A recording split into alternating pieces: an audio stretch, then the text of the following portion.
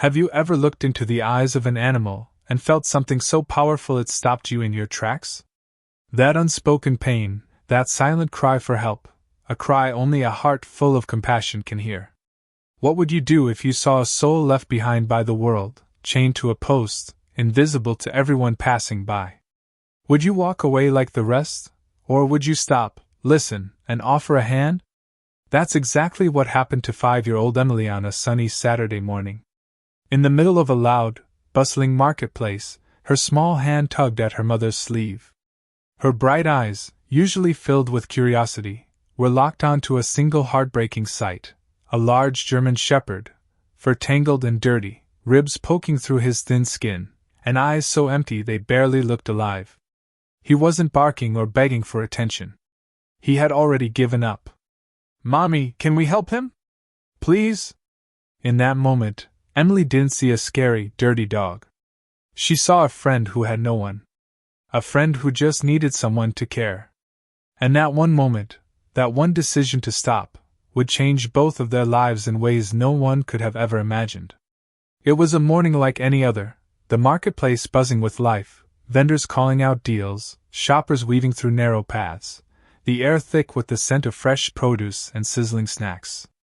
Emily walked hand in hand with her mother, her tiny steps struggling to keep pace with the crowd. But then, just as they passed a small vegetable stall, she froze. Her hand tightened around her mother's fingers, her wide eyes locked onto something no one else seemed to notice: a German shepherd, chained to a rusted post.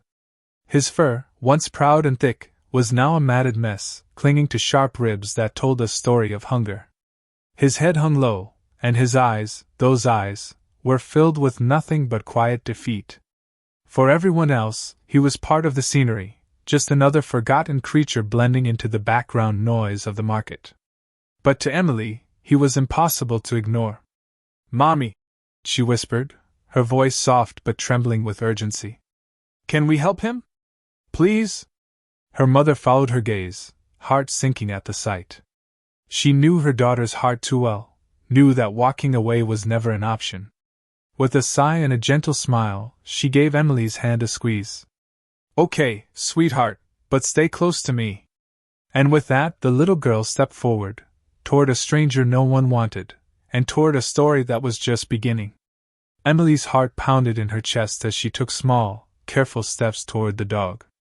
Her mother's gentle warning echoed in her ears. "Be careful, sweetheart. He might be scared." But her feet kept moving, guided by something stronger than fear. She lowered herself to the ground, crouching just a few feet away. Her fingers curled into her dress for a moment, gathering courage, before she slowly stretched out her hand. "Hi there, boy." Her voice was soft, almost a whisper, the kind of voice you use when trying not to scare something fragile. The dog didn't move. His ears flicked, just slightly, and his nose twitched as he sniffed the air between them. His body was stiff, muscles tight with the kind of tension that comes from expecting the worst. But Emily didn't pull back. Inch by inch she edged closer, her hands still open, her smile gentle. "It's okay. I'm here now." And then it happened. The dog leaned in, just the smallest bit, pressing his cold, wet nose against her fingers. His tail gave a faint, hesitant wag, so slight it was almost invisible. Emily's smile grew wider. Her heart swelled with warmth. In that single moment, something shifted, a crack in the wall the world had built around this dog's heart. He wasn't invisible anymore. Someone saw him. Someone cared. And neither of them knew it yet, but this wasn't just a first touch. This was the very first thread in a bond that would soon become unbreakable. Emily's fingers still tingled from that first touch as she stood up and turned to the nearest stall owner, a tired-looking man who barely glanced at the dog anymore. Is he your dog?" she asked softly. The man snorted, waving a dismissive hand. "That thing? Nah, nobody wants him. Useless mutt. Just takes up space." Emily's chest tightened, tears pricking at the corners of her eyes. How could anyone look at him and not see what she saw? How could they not feel how much love was still left inside him, waiting for someone to believe in him? "Mommy," her voice cracked. Can we take him home? I'll take care of him, I promise. Please? Her mother exchanged a glance with Emily's father, both knowing exactly where this was heading. They tried to explain how hard it would be, how much care he would need, but Emily's resolve was already carved in stone. He's not useless to me, she whispered. I can help him. Her parents sighed, but deep down, they knew this was more than just a passing whim. This was who Emily was, a heart too big for her tiny frame, and a love for broken things that ran deeper than anyone could understand. Reluctantly, they made the offer. The vendor barely cared. The dog was just a problem off his hands. Emily crouched beside him again, this time unclipping the rusted chain herself. You're coming home with me now, she whispered into his ear. On the ride home, Emily held him close in the back seat. Thor, the name she gave him because, to her, he was already a hero, didn't squirm or pull away. Instead, he rested his head gently in her lap, eyes half closed, like he finally felt safe enough to breathe. In that quiet moment, no words were needed.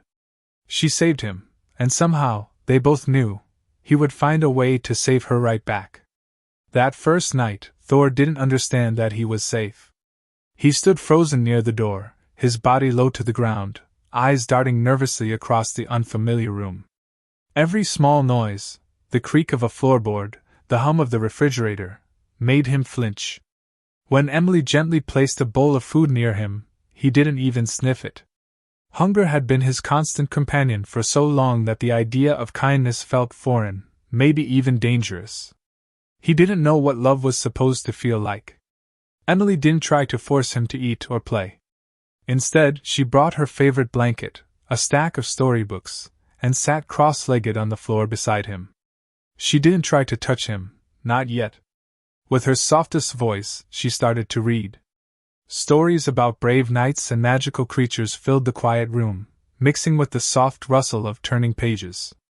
Every now and then, Emily would glance at Thor, her little fingers resting lightly on the floor, just close enough for him to see, but not close enough to scare him.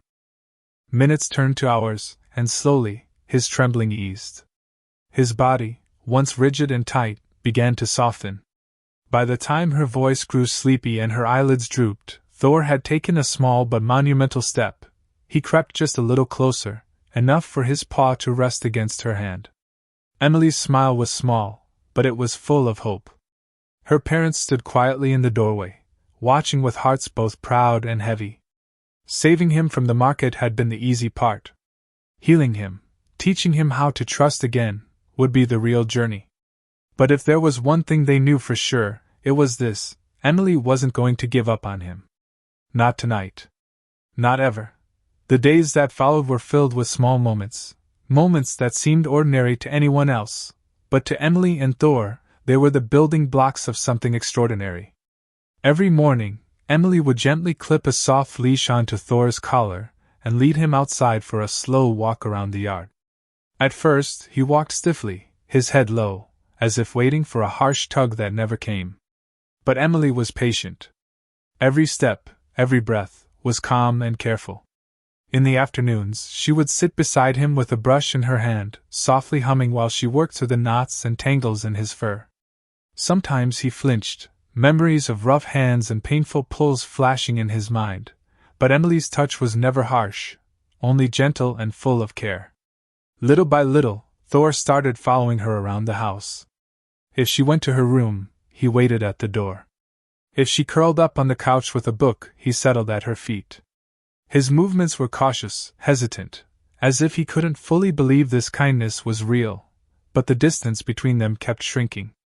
Still, the shadows of his past were never far behind. Sudden loud noises, a dropped pan, or a quick hand movement would send him retreating into a corner, his body trembling like it had that first night. Concerned, Emily's parents reached out to a professional animal behaviorist, Dr. Taylor, who spent an afternoon observing Thor's every reaction. Afterward, she knelt beside Emily and spoke gently. "This dog has survived severe neglect and trauma," she explained. "It's not just about training, it's about teaching him that people can be safe again. It will take time. But with patience, love, and stability, There's always hope. Emily didn't hesitate for a second. She knelt beside Thor, her small hand resting softly on his back. I'll never give up on him, she promised. Thor didn't understand her words, but somehow, in the warmth of her touch and the softness of her voice, he understood the meaning. And for the first time in a very long time, hope didn't feel so impossible. It was an ordinary afternoon, sunlight spilling across the yard, Emily humming softly as she drew pictures with sidewalk chalk. Thor lay nearby, his head resting on his paws, eyes half closed, soaking in the quiet warmth. And then, something magical happened. When Emily set her chalk down and turned to head inside, Thor stood up. In his mouth, he held an old, slightly chewed tennis ball, one they had left in the yard days ago. His tail swayed back and forth, unsure but hopeful, as he took a few steps toward her. Emily froze, eyes wide with surprise. Do you want to play? Thor took one more step and dropped the ball at her feet.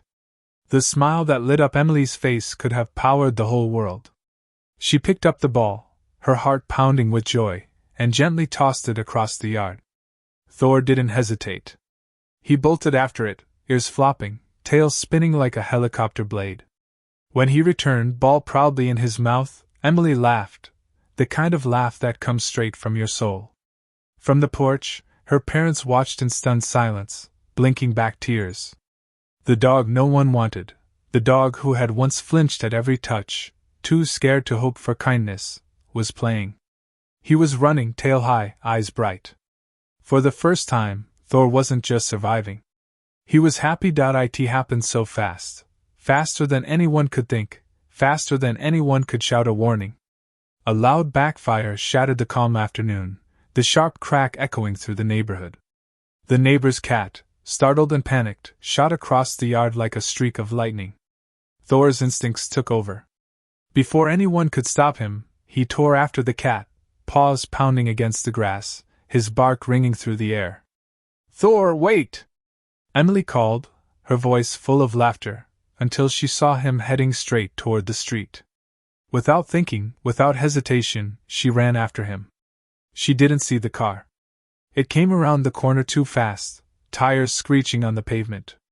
Emily's parents saw it first, their hearts stopping mid-beat as their daughter dashed into danger. But Thor saw it too.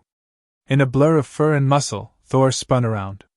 His body collided with Emily's small frame, sending her tumbling safely onto the grass just as the car roared past, missing her by inches. For a moment, everything went still. Emily lay breathless on the ground, Thor standing protectively over her, his chest heaving, ears pinned back. Her parents came running, voices cracking with fear and relief. But Emily only saw Thor, her brave, beautiful Thor, the dog who had once been afraid of everything, had just saved her life. That night, as she curled up beside him, her arms wrapped tight around his neck, she whispered words he would never fully understand, but somehow, deep down, he already knew. You're not just my dog, she said softly. You're my hero.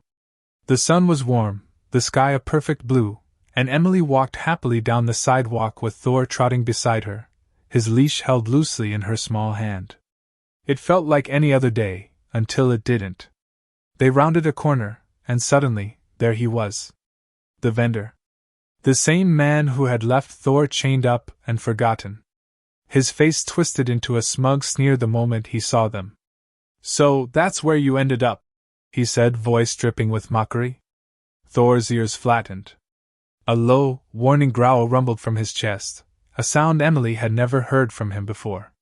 He stepped in front of her, placing his body between her and the man, every muscle tense with quiet, protective strength.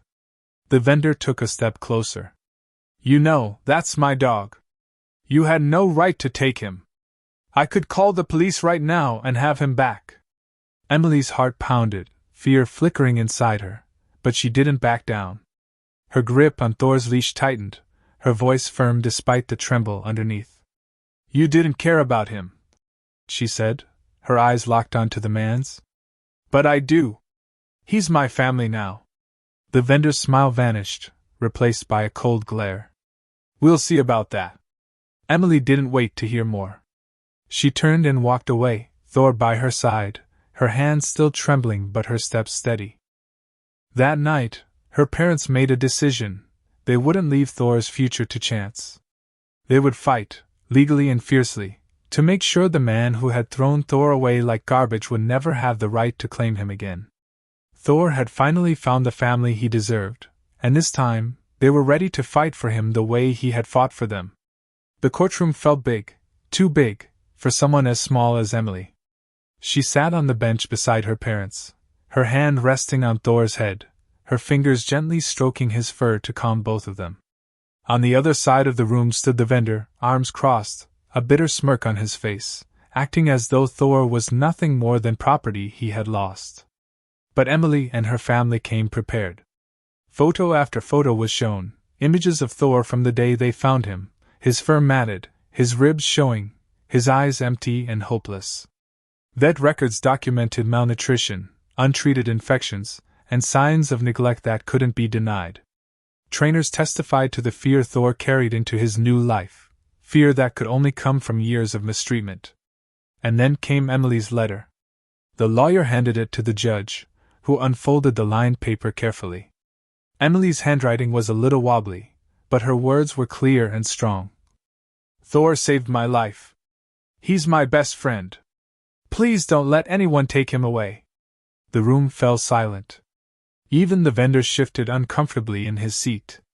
The judge took a long pause, looking first at Emily, then at Thor, who, as if understanding, sat tall and proud beside the little girl who had saved him. Finally, the judge spoke. The evidence is undeniable. This dog suffered severe neglect under his previous owner, and it is clear that his well-being has greatly improved in the care of this family. The court finds the previous owner unfit to own any animals. Emily's breath caught in her throat. And I officially rule that Thor shall remain with Emily and her family, permanently. Emily threw her arms around Thor's neck, tears of relief spilling down her face. Thor's tail wagged wildly, unaware of the legal jargon but fully understanding the joy in Emily's embrace. The fight was over. Thor was home, forever. With the court battle behind them, Emily wanted to do something special, not just to celebrate, but to show the world exactly who Thor had become. When she heard about the local agility competition at the park, her eyes lit up. Can we enter Thor? Just for fun? Her parents exchanged a smile. After everything they had been through, why not? The day of the event, the park buzzed with excitement. Rows of booths, colorful banners, dogs of every shape and size warming up with their owners. But when people saw Thor, some of them whispered, "That's the dog from the market, isn't it? Poor thing, he probably doesn't even know how to sit, let alone run a course." Emily heard it all, but she didn't care. She knelt beside Thor at the starting line, whispering softly into his ear, "No matter what happens, we'll have fun, okay?" Thor's ears perked, tail wagging just a little, not from nerves, but from trust. The whistle blew, and they were off. Thor sprinted forward, weaving through poles with speed and precision no one expected. He soared over jumps effortlessly, darted through tunnels, and landed each obstacle with grace, like he had been born for this. By the time they crossed the finish line, the crowd was on its feet, cheering louder than anyone had all day. The dog no one wanted had just become the star everyone admired. Trainers rushed over, offering to coach him professionally, predicting championships in his future. But Emily just smiled, hugged Thor tight, and said softly, "I don't need a champion. I already have my best friend." And for Thor, who had once been invisible, that was the only title he ever wanted. Thor's story didn't stay a quiet family victory for long. Word spread, first through neighbors, then across town, and soon even local newspapers picked up the tale of the dog no one wanted who had become a hero, a champion, and a beloved friend. People couldn't get enough of the story, the terrified, neglected dog from the marketplace who saved the life of the very girl who saved his. Animal lovers, rescue groups, and even strangers began reaching out, sending messages of support to Emily's family, praising their kindness, their fight, and the unbreakable bond they had built with Thor. And then came another twist. As Thor's story gained attention, others came forward, people who had seen that same vendor mistreating animals for years. Stories of cruel treatment, abandonment, and neglect piled up. The vendor's dark history couldn't hide any longer. With overwhelming evidence, authorities stepped in and banned him from ever owning or handling animals again. Justice had finally been served, not just for Thor, but for every soul that man had hurt along the way. But the real legacy wasn't in headlines or punishments. It was in the way people began to see animals differently. Families visited shelters instead of pet shops. Kids started talking about giving the broken ones a second chance. Thor became a symbol, proof that even the most forgotten, unloved soul still carries something extraordinary inside, if only someone is willing to see it. And for Emily, every time someone asked why she fought so hard for him, her answer was always the same. Because he was worth it. Sometimes, the ones who seem the most broken, the ones everyone else gives up on, turn out to be the ones who save us in ways we never expected. Thor's story wasn't just about a rescue. It was about love that never gave up, second chances that everyone deserves, and the kind of unbreakable bond that only a child and her dog can share. If you've ever rescued an animal, or if an animal has ever rescued you, we'd love to hear your story in the comments below. And if you believe that every soul, no matter how broken, deserves love and a second chance, make sure to like this video and subscribe for more stories that remind us of the power of kindness. Because sometimes, the smallest act of compassion can change a life forever, for them, and for us.